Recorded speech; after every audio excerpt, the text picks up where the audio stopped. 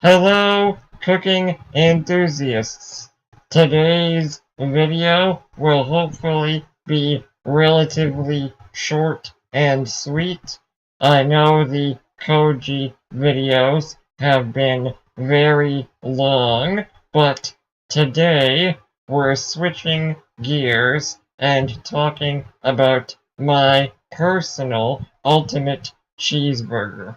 If you're familiar with me at all, you know I couldn't just put normal cheese on my personal ultimate cheeseburger. I have to kind of make the cheese.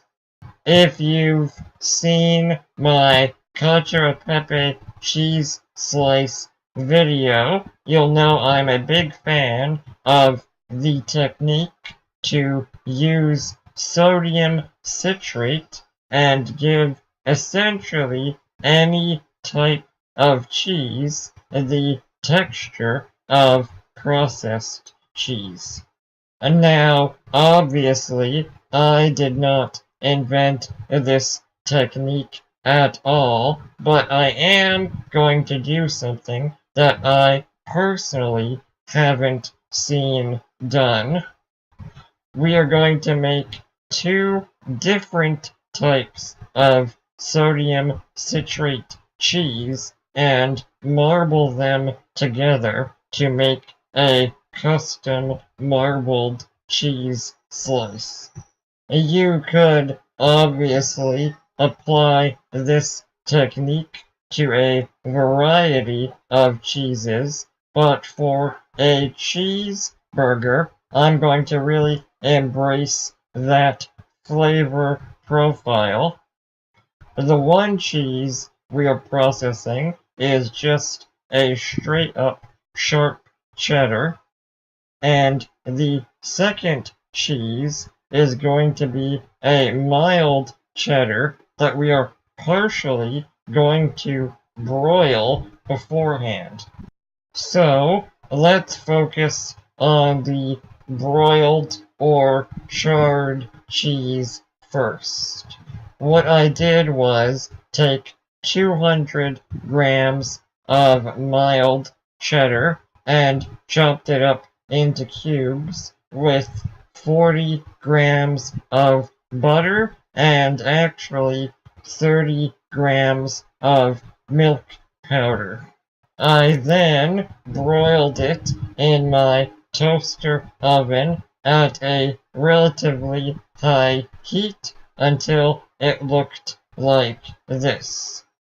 Obviously, you could use a normal oven as well.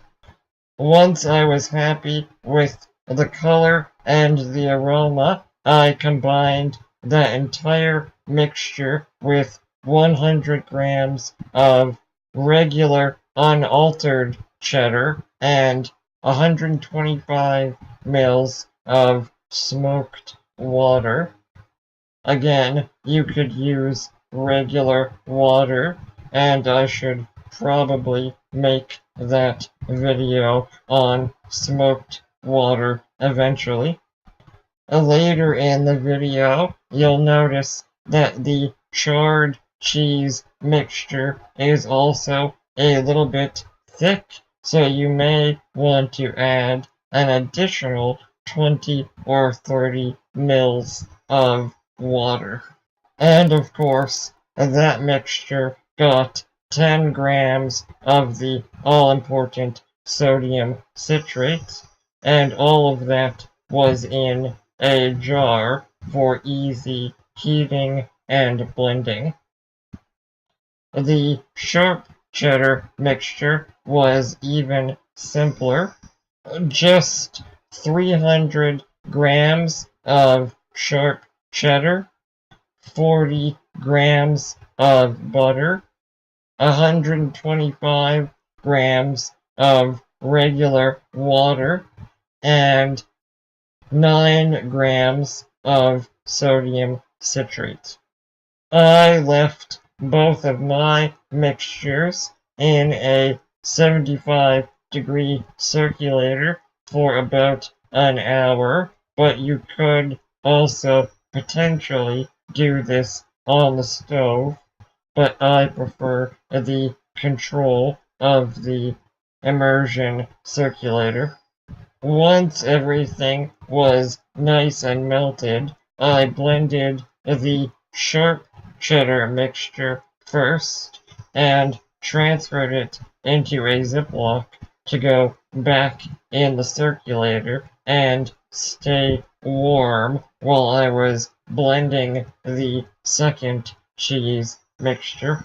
For the charred cheese mixture, I added a little bit of a charred onion powder I made, but this is totally optional, and I was just attempting to enhance the color. I let both mixtures hang out in the circulator in separate Ziploc bags so they would be the same temperature once piping onto a silicone mat. For this first attempt, I tried piping the different cheeses separately, but the next time I'm definitely going to pipe them out simultaneously and keep the pattern a bit tighter. But as you can see, I'm only relying on gravity and my heating gun to spread and mix the two different types of cheese. I didn't want the marbling effect to be too swirly. After I was happy with the thickness, I put some parchment paper on top and just let a empty sheet tray rest on top while it was in the fridge overnight. Definitely some room for improvement, but in the end, the marbling pattern actually came out pretty good. The two different cheeses were nice and distinct, but they bonded perfectly. I already have plenty of other flavor and cheese combination ideas, and if you have any ideas, I encourage you to get some sodium citrate and start experimenting. If you have any questions about this technique, please let me know in the comments. Please consider sharing and subscribing, and be sure to follow me for more updates. Next week, I'll be talking about my personal ultimate burger. Otherwise, thank you for watching.